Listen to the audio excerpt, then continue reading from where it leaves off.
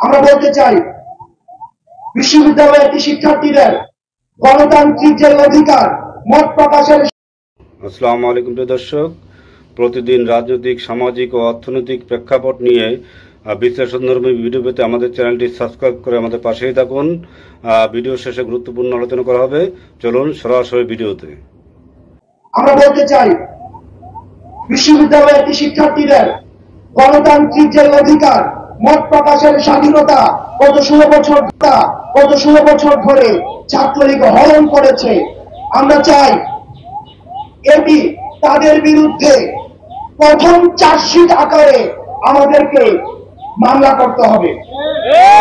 দ্বিতীয়ত, শিক্ষার্থীদের ন্যূনতম যে মানবাধিকার রয়েছে, থাকার জায়গা, শিক্ষার জায়গা, খাবারের যে অধিকার, সেটিকে হরণ করার জন্য তাদের বিরুদ্ধে দ্বিতীয় চার্জশিট আনতে হবে। শিক্ষার্থীদেরকে প্রতিনিয়ত শিবির সন্দেহে ক্যাম্পাসে, হলে, ডিপার্টমেন্টে যে ধরনের নির্যাতন করা হয়েছে, তাদেরকে এই রাজনৈতিক নির্যাতনের বিরুদ্ধে তাদের বিরুদ্ধে তৃতীয় চার্জশিট। কিছু শিক্ষক তারা ছিল পার্ট টাইম শিক্ষক এবং ফুল টাইম রাজনীতিবিদ। এই ফুল টাইম রাজনীতিবিদ যারা ছাত্রলীগের এই নির্যাতনকে প্রতিনিয়ত প্রশ্রয় দিয়েছে, তাদের বিরুদ্ধে আমাদেরকে চতুর্থ চার্জশিট আনতে হবে।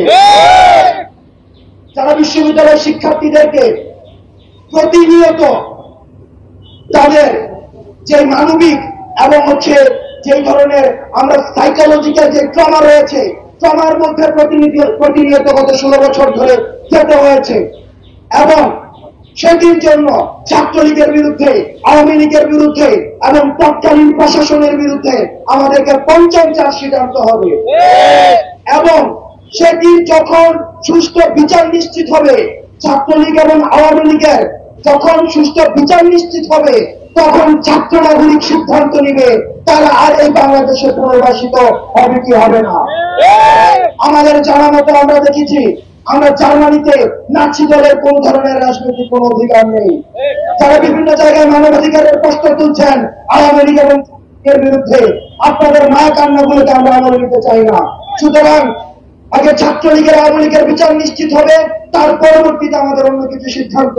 বাংলাদেশ চিরজীবী হোক, ইনকিলাব জিন্দাবাদ। প্রিয় দর্শক, আপনাদের গুরুত্বপূর্ণ মতামত জানাতে পারেন আমাদের কমেন্ট বক্সে। প্রত্যেকে ভালো থাকবেন। আল্লাহ হাফেজ।